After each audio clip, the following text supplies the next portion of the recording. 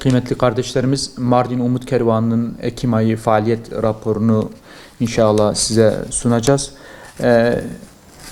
119 aileye 23.000 TL değerinde gıda yardımında bulunduk Ekim ayında. Yine 165 aileye 2475 TL değerinde ekmek yardımında bulunduk.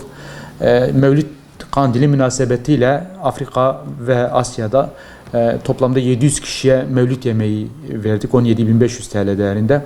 4 su kuyusunu bu ayda açtık. Eylül ayında da 4 su kuyusu açmıştık. Bangladeş'te 4 su kuyusunu 21.400 TL değerinde açtık.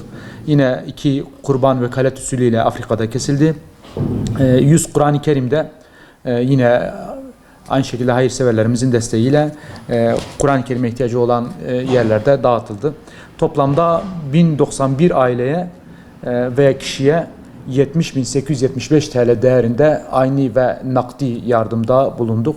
Allah'ın izniyle hayırsever kardeşlerimiz bize ulaştıkları takdirde iyiliklerini yetim ve muhtaçlara ulaştırmaya devam edeceğiz.